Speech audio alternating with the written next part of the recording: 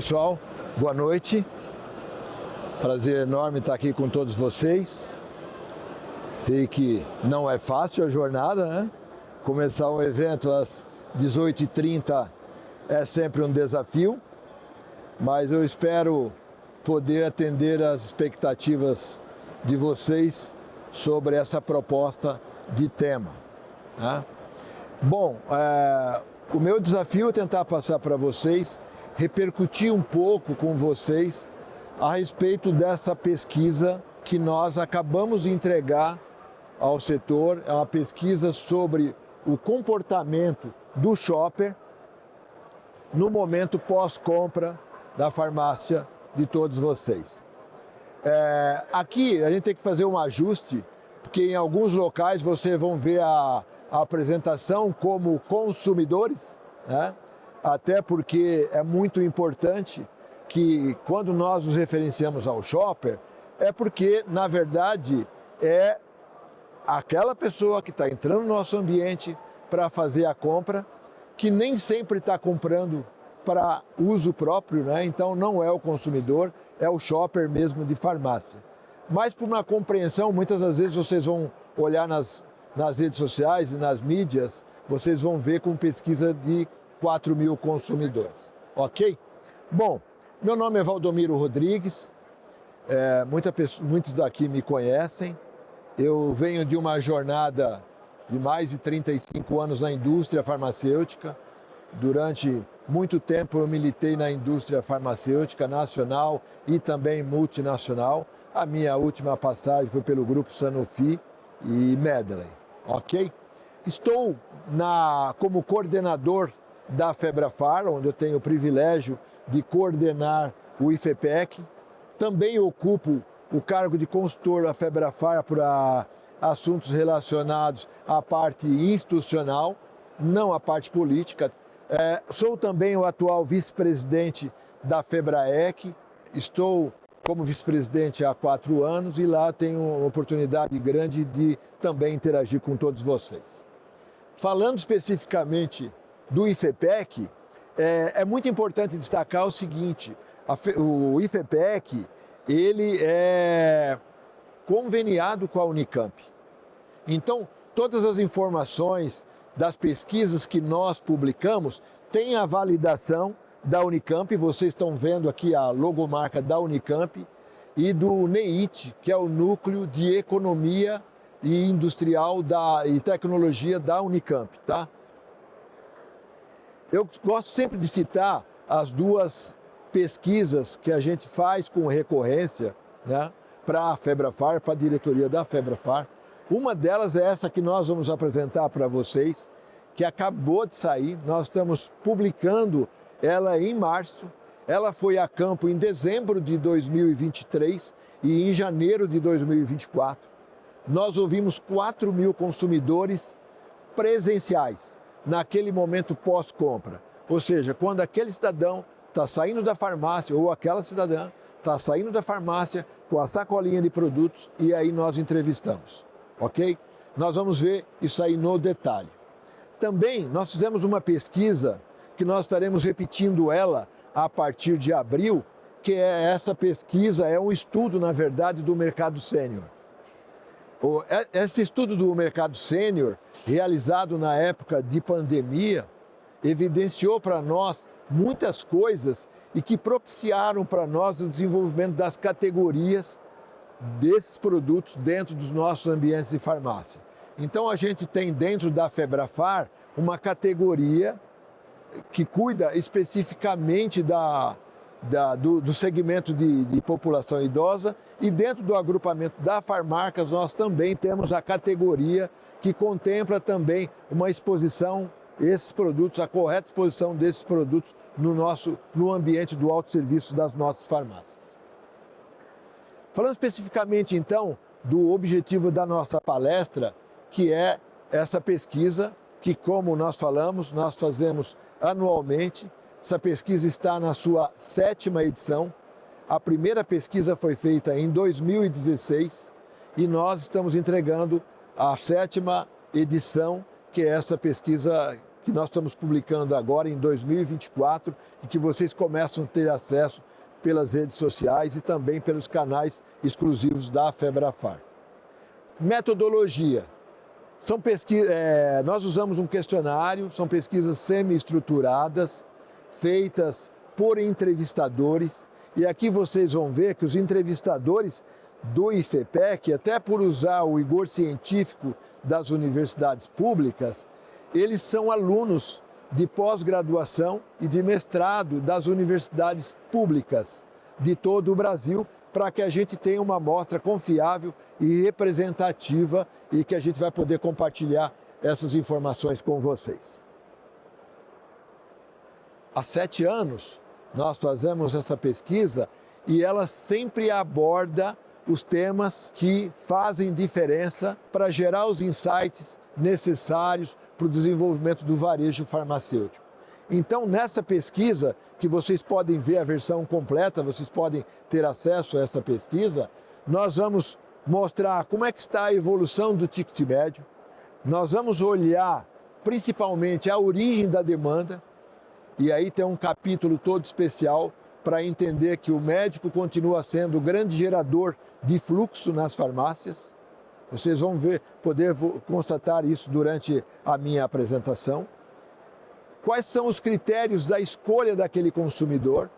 Então tem uma pergunta que é feita para o consumidor no momento pós-compra, que é: por que você escolheu essa farmácia para fazer a compra?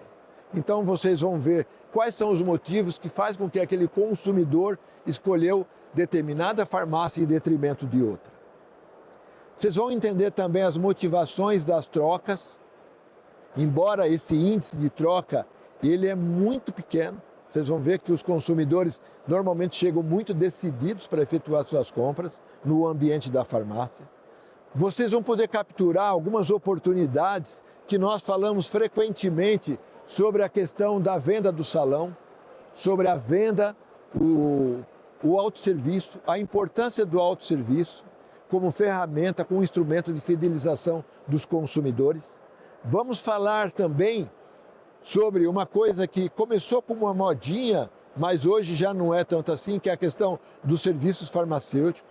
Nós vamos abordar esse tema e vamos falar também dessa evolução dos consumidores que estão migrando desse ambiente físico para um ambiente digital. Nós dividimos os 4.000 consumidores pelos agrupamentos que são auditados pelo IQVIA. Então nós temos aqui as grandes redes. Vamos lembrar que as grandes redes hoje são responsáveis por 45% da demanda. Então, evidentemente que nós ouvimos 45% dos 4.000 consumidores saindo de uma loja de uma grande rede. E assim, para todos os exemplos, quando nós olhamos as redes corporativas regionais, nós olhamos a Febrafar, então nós ouvimos 15% dos 4.000 consumidores saindo de uma farmácia do agrupamento da Febrafar. E essa mesma lógica se seguiu para os demais agrupamentos, inclusive o das farmácias independentes. Então, se nós temos que as farmácias independentes atualmente representam 20% da demanda nacional, nós ouvimos 20% dos 4.000 consumidores, ou seja, 800 consumidores no momento que ele estava saindo de uma farmácia independente. Ficou claro isso? Então tá bom. Aqui também um outro rigor que nós seguimos é a participação das macro-regiões. Nós ouvimos esses 4.000 consumidores também distribuídos de acordo com as participações das macro-regiões brasileiras. Então, se nós temos que a região sudeste, aqui neste exemplo, participa com quase 49%, 49% dos 4.000 consumidores foram ouvidos nos estados que compõem a região sudeste. E assim, sucessivamente, para as demais participações, como 17,4% da região sul do país, os 3 estados, Paraná, Santa Catarina e Rio Grande do Sul. Nós temos lá o Nordeste com 19,7%, e essa é a participação segundo o IBGE, de como é o consumo de medicamentos no país. Então, como eu falei para vocês, a partir da Unicamp, nós plugamos os entrevistadores dessas 26 universidades distribuídas por todo o Brasil. E aqui estão, então, as entidades, as universidades que participaram dessa pesquisa de 4 mil consumidores. Todas as universidades tiveram entrevistadores envolvidos para ouvir parte desses 4 mil consumidores. Aqui nós estamos entrando no primeiro questionamento, na primeira pergunta que é feita para esse consumidor no momento pós-compra. E aí, eu queria dividir com vocês que nós perguntamos: o que você veio fazer na farmácia? E aqui vem a primeira constatação, né? O cidadão procura a farmácia para comprar medicamento. Então, é muito importante que a gente saiba que o que leva o consumidor para dentro da farmácia é uma categoria destino, porque ele entra lá para buscar um medicamento.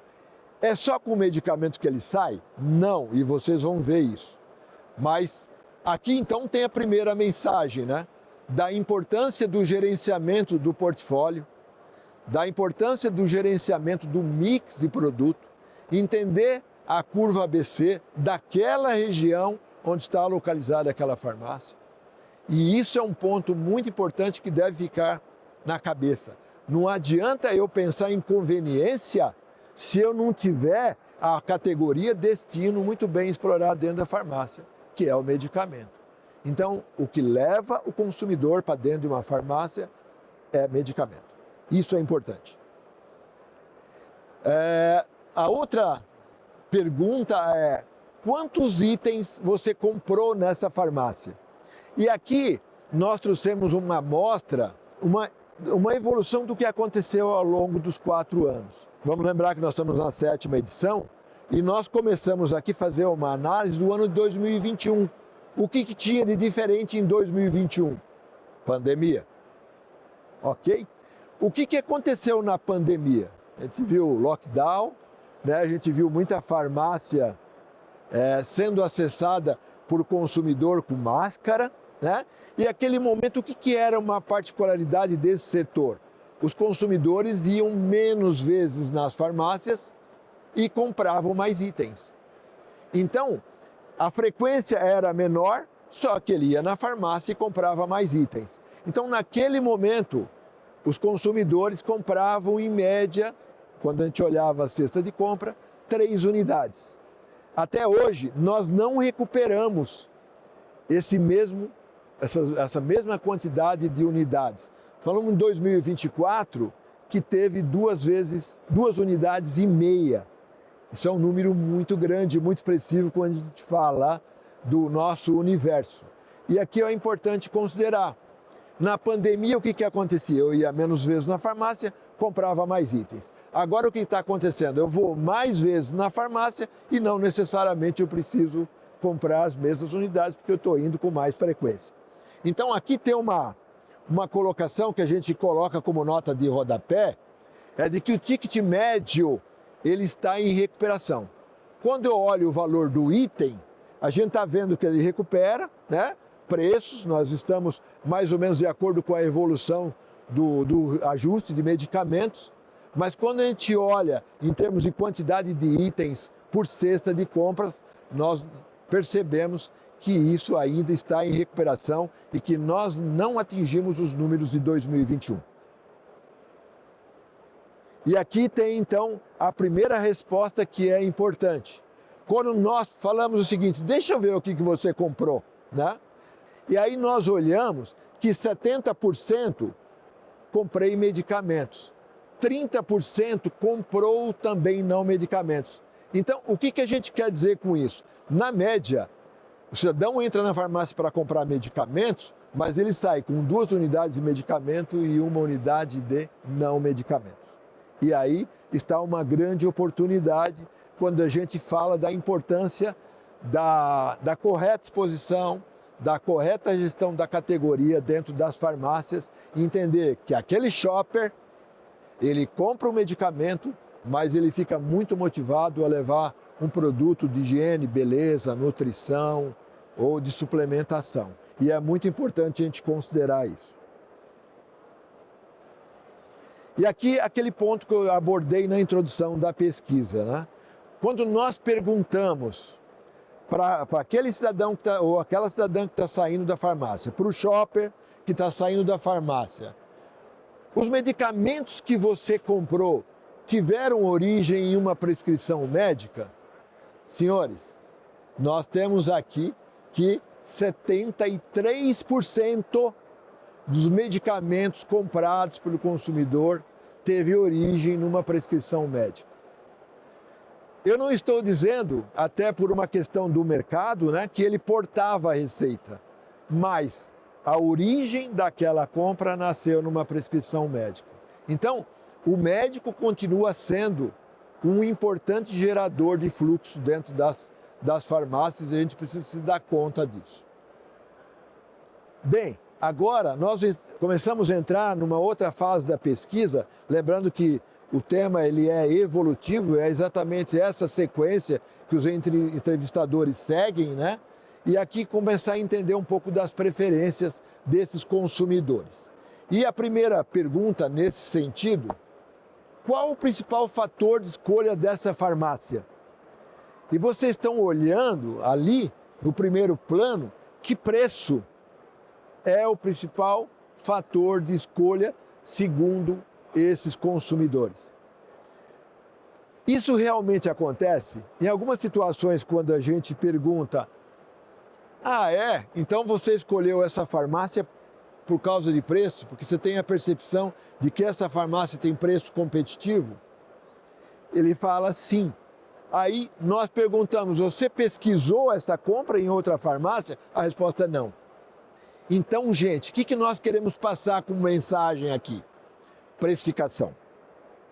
Ter ferramentas de precificação dos nossos produtos, saber como precificar o produto de uso contínuo, saber como precificar o anticoncepcional, saber como precificar o antibiótico, que é um produto para tratamento agudo, né, diferente. Essa estratégia de precificação tem que ser muito levada a sério. Nós, dentro da Febrafar, nós temos um programa que chama APEC, Programa de Estratégias Competitivas. Estou vendo aqui que a gente tem muitas pessoas e muitas lojas, muitos lojistas que têm lojas dentro da nossa comunidade, tem farmácias dentro da comunidade. Esse tema é fortemente discutido para tentar passar para os nossos consumidores, para os consumidores das nossas farmácias, a questão de uma imagem de preço competitivo. A gente dava muita importância para a localização. Localização segue importante? Claro que segue sendo importante. Estacionamento segue sendo importante? É muito importante. Você poder estar indo no fluxo para sua casa e passar na frente de uma farmácia que você tem estacionamento amplo, mais do que uma vaga, é sempre muito importante. Mas vamos lembrar, ele entra naquela farmácia motivado de que ali ele tem preço justo e preço competitivo. Então, cuidado com a questão da imagem de preço. Isso é muito sério. E hoje nós temos ferramentas que são capazes de entregar para vocês uma boa relação custo-benefício quando nós estamos falando de precificação. Nós perguntamos para esses consumidores a respeito dessa sua experiência agora. Você comprou todos os itens que pretendia comprar? E olha como nós estamos bem. Os consumidores disseram, em 83% das vezes, que compraram exatamente o que eles pretendiam comprar. O que isso significa? Isso significa, por um lado, que os consumidores chegam cada vez mais decididos nas farmácias sobre o que eles realmente estão buscando. E o segundo é que não tem nenhuma fricção nessa relação do atendente com a farmácia. Observem que quando nós estamos falando em parcial 10,5% e não nenhum 6,7%, que dá um total de 17%, nós estamos falando que pode ter ocorrido uma ruptura total ou parcial. Muitas das vezes a ruptura não é uma ruptura porque o produto está em falta na farmácia. Muitas das vezes são recursos financeiros que o cidadão não tem. Na maioria das vezes, quando nós perguntamos para esses 17% que não compraram, eles alegaram que foi falta de disponibilidade financeira para comprar toda a cesta de produtos que eles queriam. Mas nada mal, hein? Ter 83% dos clientes totalmente atendidos é um número significativo. Para aquele cidadão que não comprou, e para aqueles que também compraram, nós perguntamos: você trocou algum produto que pretendia comprar por outro? 95% disseram que não. 95% dos consumidores disseram que compraram exatamente o que eles pretendiam comprar. Apenas 5,2%. Quando a gente explora um pouco mais de 5,2%, que é uma população ínfima, o que a gente vê é que aqueles que trocaram, eles estão buscando uma opção financeira mais em conta, e aí, normalmente, eles manifestam que eles compraram aquele produto, trocaram de uma marca por um produto genérico na maioria das vezes, em 80% das vezes. Mas é um número tão pequeno e tão desprezível que eu sempre olho o oceano azul, né? 95% disseram que compraram exatamente o que pretendiam comprar e não trocaram a cesta de compras deles. E aqui vem uma nota que a gente acompanha nos 7 anos de pesquisa. Qual é o seu grau de confiança em produtos genéricos? Gente, nós temos hoje que 93% confiam plenamente no segmento de genéricos. Então, aquela conversão do paciente que era resistente, do genérico, ela não existe mais. Então, o nível de confiança alto e médio faz 98% da população. Então, hoje acontece de que a população entende que o medicamento genérico é uma excelente opção de compra para a cesta de produtos que ele está habituado a comprar. Aqui tem uma nota que ela é importante. Essa pergunta aqui ela foi introduzida na pesquisa por esse segmento da indústria de medicamentos isentos de prescrição, que é a Acessa, que era a BIMIP, virou Acessa, acho que boa parte sabe de vocês, e eles pediram para que a gente formulasse essa questão nas nossas pesquisas, e a gente faz isso desde a primeira edição, que é: você pegou algum produto no autosserviço, ou seja, no salão, sem o auxílio do atendente? E acreditem, senhores, 87% dos consumidores alegaram que precisaram de ajuda do atendente para localizar o produto no autosserviço. Quando a gente traz isso para a nossa experiência pessoal e a gente vê que essa evolução ainda é pequena, nós fazemos muita mudança dentro da farmácia e nós não damos conta dessa mudança frequente que a gente faz na gestão de categorias no autosserviço da farmácia. E o que a gente vê, e eu tenho uma experiência própria, entrava numa loja para comprar Benalete. E cadê Benalete? Pastilha para garganta. Aí você vai lá na letra B, você não acha. Aí você vai ver, está lá embaixo. Aí você, para ganhar tempo, você acaba fazendo a opção de pedir auxílio para o atendente da farmácia. Então, sei que isso para a indústria parece ser utópico, né? Porque a indústria, e eu venho da indústria, posso dizer isso, né? A indústria acha o seguinte: eu vou lá com a minha equipe, faço um trabalho junto com o proprietário da farmácia, de gestão da categoria, como coloco o meu produto lá no local certo, correto. O consumidor não tem essa lógica, gente. O consumidor não conhece a embalagem de um determinado produto. Quem conhece a embalagem de um determinado produto é o fabricante, é o dono da farmácia, mas o consumidor, ele não conhece. Então a gente meio que subestima essa etapa, que ela é importante no consumidor. O que eu estou querendo passar como mensagem? Como é que está a minha equipe de loja? Será que o meu atendente está atento a esse comportamento do shopper? Será que ele está fazendo aquele olhar visual, de acompanhamento, de entender se o paciente está saindo lá com uma necessidade atendida? Você já pensou a diferença que pode fazer na venda média de vocês ter uma unidade a mais naquela cesta de venda? Pode fazer toda a diferença quando nós falamos da venda e quando nós estamos falando do CMV da loja, tá? Quando nós estamos falando do ticket médio daquela farmácia. Então, considerem que ter uma equipe bem treinada no balcão, ela é uma excelente oportunidade. E que nós temos que estimular a nossa equipe de atendimento a ficar mais atenta a esse detalhe na jornada de compras dos nossos consumidores. Esse é um tema que muito se fala, né? E tem muito questionamento sobre a questão dos serviços farmacêuticos. Quando nós começamos a fazer essa pesquisa lá em 2016, e essa pergunta ela sempre teve nos questionários, a gente olhava um número muito pequeno de pacientes que reportavam ter se utilizado de determinado serviço farmacêutico. O que nós estamos olhando é que esse número já é de praticamente 13% dos consumidores. É lógico que os principais serviços ainda continuam sendo aquilo que é da nossa geração antiga de farmácias, né? Que é a pressão arterial, a aplicação da injeção, mas a gente começa a olhar um número que era zero, começa a aparecer nas pesquisas, que é a questão dos testes rápidos, a consulta farmacêutica e os serviços complementares. E aí, quando eu olho, né, até que ponto eu estou fazendo esse esforço para atender essa jornada desse consumidor, principalmente quando eu estou falando de uma farmácia que está dentro, próximo da comunidade, no seu entorno.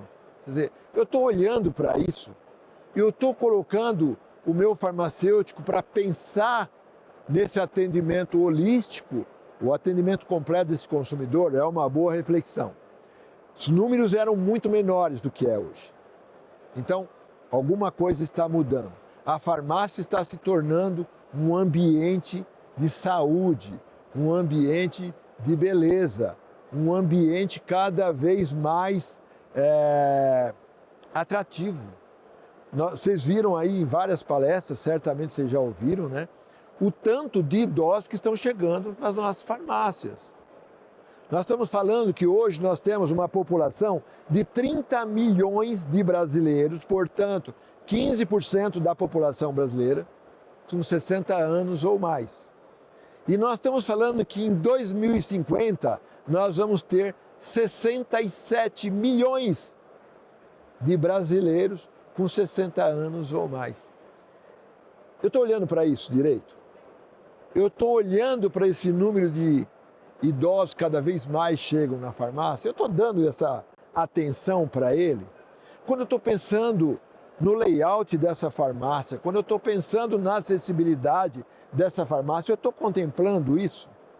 Cada vez mais nós temos os cidadãos e cidadãs vivendo mais, com melhor qualidade de vida, e muitas das vezes eu não disponibilizo a menor atenção. Eu trato o idoso como se fosse um jovem de 24, de 30 anos. E vocês já viram, a gente já publicou isso no estudo do mercado sênior, essa população idosa consome em média 28% a mais em valor no ticket médio. Aqui também é uma coisa nova, né? Assim, nova para esse consumidor, que, como eu falei, nós estamos entrevistando consumidores no momento pós-compra, portanto, consumidores físicos da farmácia, e nós estamos perguntando para ele se ele migrou, se ele está incluindo na sua jornada de compra outras opções de atendimento, tá? Então, nós exploramos uma pergunta que é importante aqui, porque nós estamos falando nessa pergunta de medicamentos. E a pergunta que nós fizemos para esses 4 mil consumidores é: você compra medicamentos de forma não presencial? Veja bem, eu não estou falando não medicamentos, não estou falando de produtos de higiene e beleza, eu estou falando de medicamentos. E nós temos que 73% disseram não, mas nós já temos 27% de consumidores que costumam comprar também no formato digital. Esse número antes da pandemia era desprezível. A gente basicamente não explorava, porque medicamentos eram disponibilizados, eram dispensados no ambiente físico da farmácia. Se você considerar que esses clientes são físicos e que 27% deles já fazem opção, a pergunta que vem na sequência é: eu estou estruturado para isso? Eu estou considerando que já basicamente 1/4 dessa população utiliza outros processos para comprar medicamentos? Então é importante entender se eu estou atendendo a jornada de compra desse consumidor. E aí a gente pergunta, né? Tá bom, se você costuma comprar de forma não física, veja que eu não estou falando só de compras online, eu estou falando de compra não presencial, no formato não presencial. O que a gente olha é que o WhatsApp é a ferramenta do momento para atender esses consumidores. E o segundo pré-requisito utilizado é o telefone. Então, o que nós estamos falando? Nós estamos falando do smartphone. O smartphone é o aparelhinho escolhido para o consumidor naquele momento que ele quer comprar no formato não presencial. Observe que esse número de aplicativos também está crescendo. O que a gente vê que está em baixa? O site. O que a gente vê que não decola, e tem muita gente que engravida essa questão, é a questão do marketplace para medicamentos. Tá? Então, às vezes a gente ouve, tal. Que número nós estamos falando? Estamos falando de menos de 1% dos 4 mil consumidores que declararam utilizar o marketplace para comprar medicamentos. Alguma coisa? Tá.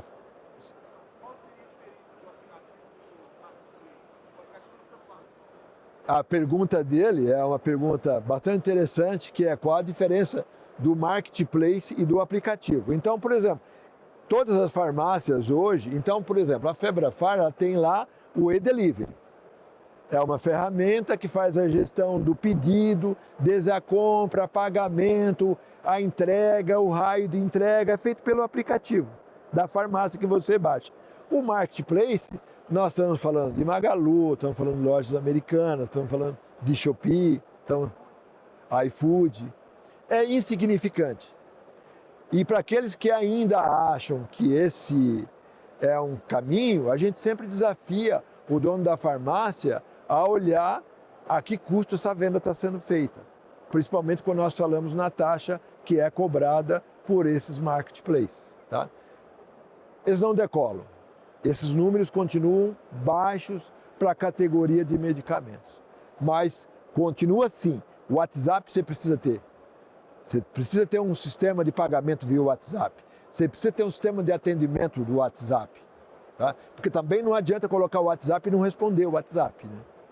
A instantaneidade aí é muito importante quando a gente fala de medicamentos. Então, o WhatsApp e telefone, a gente tem que ter um sistema para atender esses novos consumidores que estão chegando nesse formato não físico. E aqui corrobora um pouco do que nós estamos falando. Quando nós perguntamos, você usa site, aplicativo, Rappi, Uber ou Log? Gente, 1,5%.